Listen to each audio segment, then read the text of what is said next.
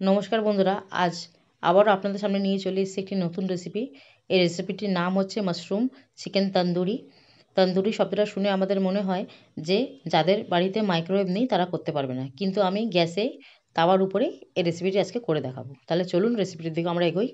এখানে নিয়েছি জিরে ধনে পাউডার, নিয়ে নিয়েছি আদা রসুনের পেস্ট, নিয়ে নিয়েছি মাশরুম, নিয়ে নিয়েছি কাশ্মীরি লঙ্কা গুঁড়ো, নিয়ে নিয়েছি এখানে কাসুরি মেথি, নিয়ে নিয়েছি এখানে নুন, এখানে নিয়েছি লঙ্কার গুঁড়ো, নিয়ে নিয়েছি টক দই, নিয়ে নিয়েছি এখানে চাট মশলা, এখানে চিকেন, এখানে পেঁয়াজ কিউব করে নিয়ে নিয়েছি চিকেন কিউব করা, এটা আছে পাস্তা মশলা, নিয়ে নিয়েছি গোলমরিচের গুঁড়ো, নিয়ে নিয়েছি এখানে মাখন, নিয়ে নিয়েছি সর্ষের তেল, নিয়ে নিয়েছি গরম মশলা,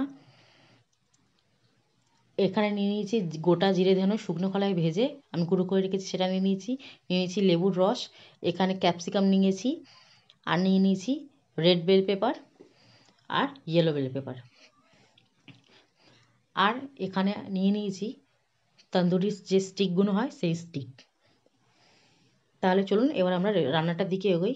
অঞ্জলিস ট্র্যাডিশনাল কুকিং ব্লগে আপনাদের সবাইকে স্বাগত। এখানে আমি টক দই দিয়ে নিয়েছি প্রথমে।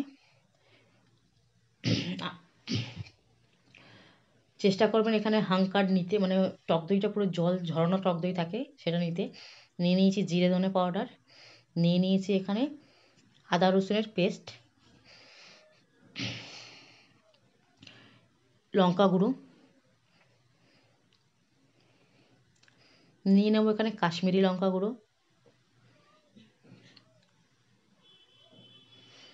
এখানে একটা গোটা লেবুর রস আছে সেটা আমি নিয়ে নিয়েছি,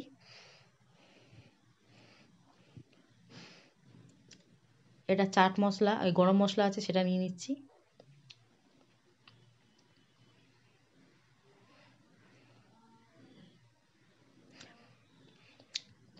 নিয়ে নেব গোলমরিচ গুঁড়ো,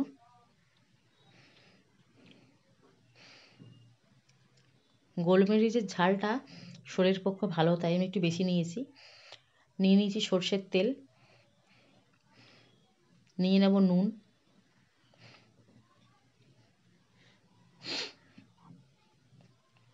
নিয়ে এগুলোকে আমি খুব ভালোভাবে চামচের সাহায্যে মিক্স করে নেব। আর তার আগে নিয়ে নেব আমি কাসুরি মেথি,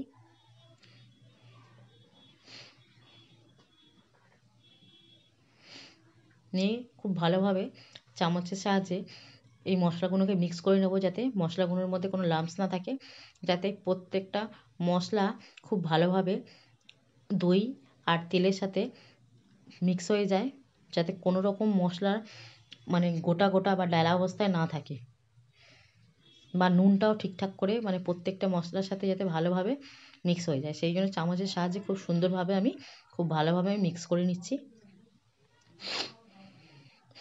অনেকেই আমরা ভয় পাই যে তন্দুর ছাড়া বা মাইক্রোওয়েভ বা এয়ার ফ্রায়ার এগুলো ছাড়া করা যায় না, কিন্তু যাদের বাড়িতে নেই তারাও কিন্তু বাড়িতে গ্যাসের উপরে তাওয়া বসিয়ে করতে পারেন। আমি চিকেনটাকে এইভাবে কাট করে নিয়েছি পাতলা করে, যাতে চিকেনের মানে প্রত্যেকটা লেয়ারের গায়ে খুব ভালোভাবে যে মশলাগুলো আমি দিয়েছি খুব ভালোভাবে যাতে চিকেনটা সেই মশলাগুলোকে অ্যাবজর্ব করে নিতে পারে। আর এই যে রেসিপিটা আছে এটার বেসটা হচ্ছে ম্যারিনেশন। যত ভালোভাবে চিকেনটা ম্যারিনেট হবে না, তত ভালো কিন্তু টেক্সচার আর টেস্ট আসবে। চিকেনটা ম্যারিনেট করা হয়ে গেছে আমার। এবার আমি চিকেনটাকে সাইডে রেখে দেবো। দিয়ে এখানে মাশরুম নিয়েছি দু রকমের বেল পেপার, নিয়েছি ক্যাপসিকাম। এবার আমি দিয়ে দেবো মাশরুম, দিয়ে দেবো এখানে ইয়েলো বেল পেপার,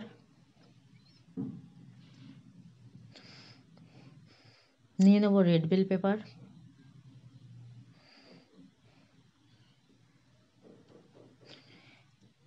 এর মধ্যে যদি আপনারা ব্রোকলিও দিতে পারেন তাহলেও দিতে পারেন, আমি এখানে আমার পছন্দসই সবজিগুলো দিয়েছি।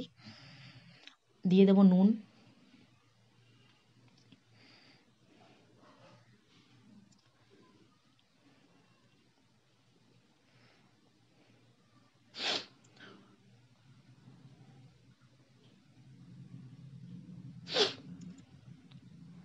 দিয়ে দেবো যে ভেজে রেখেছিলাম আমি গোটা জিরে ধনে গুঁড়ো, যেটা গুঁড়ো করে রেখেছিলাম। দিয়ে দেবো চাট মশলা,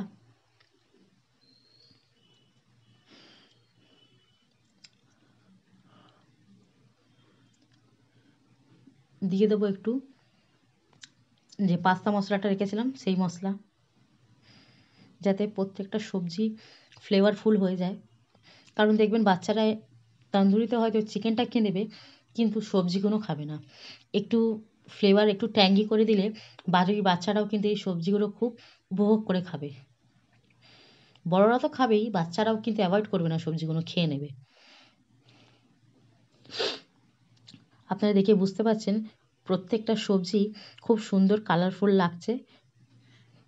আর শুধু মানে দেখতে ভালো লাগছে না, এইগুলো খেতে খেতে দারুণ মজার আর দারুণ ভালো হবে।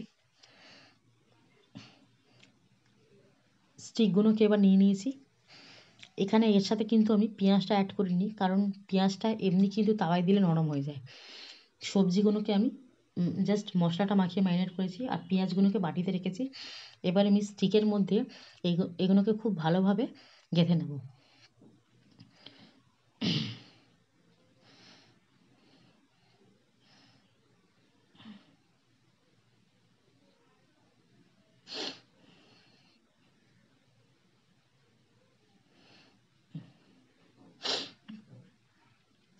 স্টিক তুলে নিয়েছি। স্টিকগুলো আপনি চিকেনগুলো বা সবজিগুলো গাঁথার আগে স্টিকগুলোকে খানিকক্ষণ জলে ভিজিয়ে রাখবেন, তারপরে গাঁথবেন, যাতে মানে খুব সুন্দরভাবে দেখবেন হয়ে যাবে। আমি এক এক করে পরস্পর সব সবজি আর চিকেন স্টিকগুলোর মধ্যে গেঁথে নেব। আমি এখানে 3 রকমের বেল পেপার, পেঁয়াজ আর মাশরুম দিয়েছি। আপনারা যদি কোনো সবজি যেমন ব্রোকলি হলো বা বেবি কর্ন হলো, এই ধরনের সবজি যদি পছন্দ করেন অবশ্যই এর মধ্যে দেবেন, ভালো লাগবে।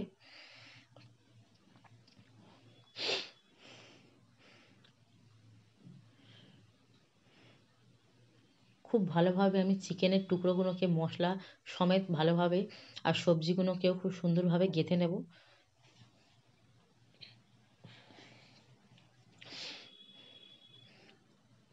এমনভাবে গাঁথবো যাতে কোনো রকম চিকেন বা সবজি স্টিকটা ছেড়ে বেরিয়ে না আসে। এই একইভাবে আমি প্রত্যেকটা স্টিক রেডি করে নেব।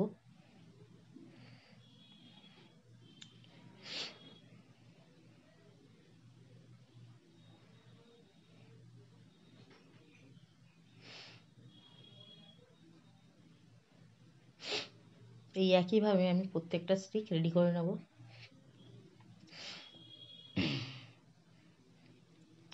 এবার আমি গ্যাসের মধ্যে একটা কাঠকয়লা খুব ভালোভাবে পুড়িয়ে নেব, যাতে পুরো কাঠকয়লাটা সুন্দরভাবে পুড়ে যায়, মানে প্রত্যেকটা জায়গা থেকে পুড়ে যায়।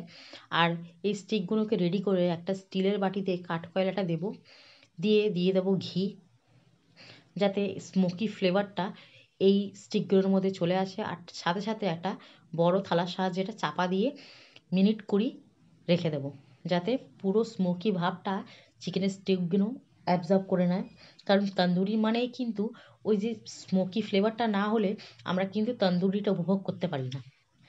সেই জন্য এটা করেছি, তবেই কিন্তু স্মোকি ফ্লেভারটা আসবে। যতবার বাইট করবেন আপনি ততবার স্মোকি ফ্লেভারটা আসবে। আমি কি করেছি, বাটারটা যেটা ছিল ওটা গলিয়ে নিয়েছি, গলিয়ে নিয়ে একটা ব্রাশের সাহায্যে তাওয়ার গায়ে মাখিয়ে নিয়েছি বাটারটা। এবার আমি চিকেনের যে স্টিকগুলো আছে পরস্পর সাজিয়ে দেবো।